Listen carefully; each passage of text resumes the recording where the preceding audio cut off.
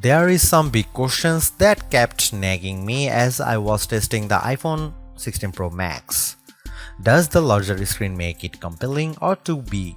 Is the new camera control a game changer or a gimmick? How well do the Apple Intelligence features actually work? If the iPhone 16 Pro Max has the best iPhone battery life ever, how long does it last? After testing this flagship phone for several days, I'd say that it is indeed a handful, and while I am encouraged by some of the Apple Intelligence features I tested in a beta that's arriving next month, more AI capabilities will be coming later. Still, the battery life from the iPhone 16 Pro Max is insane and the camera's predictably great, so this is one of the best phones money can buy. Apple clearly still has some catching up to do with AI, and the design hasn't changed much with the exception of slightly slimmer bezels. But this is the new iPhone I'd buy with my money. The ginormous 6.9-inch iPhone 16 Pro Max starts at $1,199 with 256 GB of storage and goes on sale September 20. You can upgrade to 512 GB for $200 more, and another $200 will get you 1 TB. I have been a Pro Max user for years, since the iPhone 11 Pro Max, but after testing the new iPhones, I'm actually torn about the iPhone 16 Pro Max. It has the largest display ever of any iPhone at 6.9 inches. Yes, the thinner bezels help keep the device somewhat compact, but it is still taller, wider and heavier than the iPhone 15 Pro Max, which I thought was the near perfect size and weight for a big screen phone. I have gone from feeling like I cheated the system to feeling slightly cheated. This might be an unpopular opinion, but I think the new Pro Max is a little too big, at least for my hands. It's more of a stretch now to do simple things like scrolling through web pages or TikTok, and once you put a case on your iPhone 16 Pro Max, it's like a mini tank. The good news is that the Pro Max is built to be more durable. In addition to having a titanium band, Apple claims that the improved ceramic shield display on this model is 50% tougher than the last generation.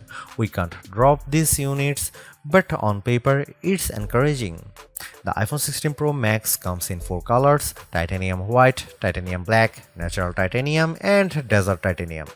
Our iPhone 16 Pro came in the natural, which looks fairly modern, but I prefer the desert color as it pops more. The iPhone 16 Pro and Pro Max displays don't get any upgrades in terms of brightness or refresh rate, but they are still among the best OLED panels on a phone. The only main difference is that the screens can scale down to a minimum of 1 nits, which means you can use your phone in bed without disturbing anyone else and get an even dimmer alarm clock. Otherwise, the new iPhone 16 Pro Max screen is largely the same, allowing the Pixel 9 Pro to surge ahead in terms of brightness. We measured a max of about 1500 nits for the iPhone 16 Pro Max, while the Pixel 9 Pro XL hit more than 2300 nits. Outside in direct sunlight, the iPhone 16 Pro and Pro Max were both dimmer than the Pixel 9 Pro XL, though Google's phone dimmed faster over time in response to the heat. Other than the display size, the biggest design change to the iPhone Pro Max is the addition of the camera control button. This recessed capacitive button on the right side uses haptic to give you feedback, and it launches you straight into the camera. No more having to fumble for the on-screen camera shortcut, and you can now use the action button for another shortcut. This thing is pretty easy to use in both portrait and landscape mode. So what can you do with camera control? A lot, actually. A quick press snaps a photo and a long press starts recording a video, but I'm not a fan of the fact that the video stops when you take your finger off the button.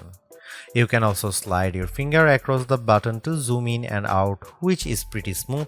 Not as smooth is the double soft press, which launches a sub-menu of various options, from tweaking the depth and exposure to toggling between multiple photographic styles. Camera control works well, but applying just the right amount of pressure and remembering what a single press and double press do takes practice. I also wouldn't recommend taking macro shots with the camera control, as it shook the camera when I got super close to a subject. The iPhone 16 Pro Max gets a bunch of camera upgrades, starting with a new 48 megapixel fusion camera for the main shooter that's designed to read data faster. The result should be zero shutter lag and faster focus.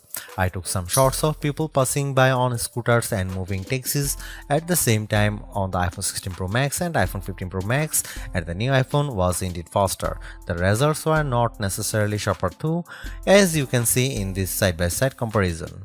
Here are some camera samples of iPhone 16 Pro Max.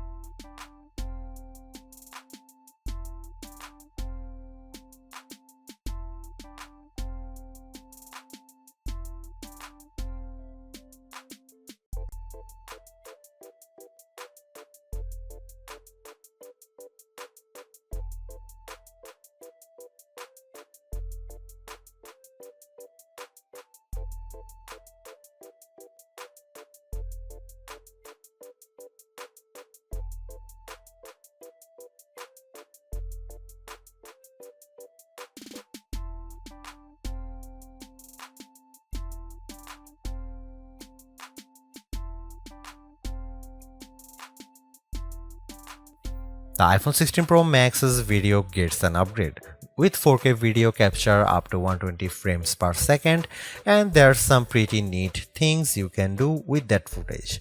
Using the playback speed controls, I could slow down a ping pong match to 50%, 25% or 20%, and the footage still looked sharp. The iPhone 16 Pro Max is indeed an iterative upgrade, and maybe it wouldn't feel that way if Apple Intelligence was available today along with all the promised features. Instead, it's going to trickle out over time, so I would not to be in a rush to upgrade. Having said that, I think that iPhone 16 Pro Max is the best phone money can buy right now if you want the biggest screen and longest battery life. It lags in zoom versus the S24 Ultra, but you get more endurance, better camera quality, and plenty of creative features like photographic styles and audio mix. I actually preferred the AI capabilities of the Pixel 9 Pro XL series with its smarter Gemini Live voice assistant and other features like Add Me for photos and Pixel screenshots. But the Pixel's performance and battery life trail the iPhone 16 Pro Max. For me, the iPhone 16 Pro Max retains its title as the best phone, but it's not because of Apple Intelligence.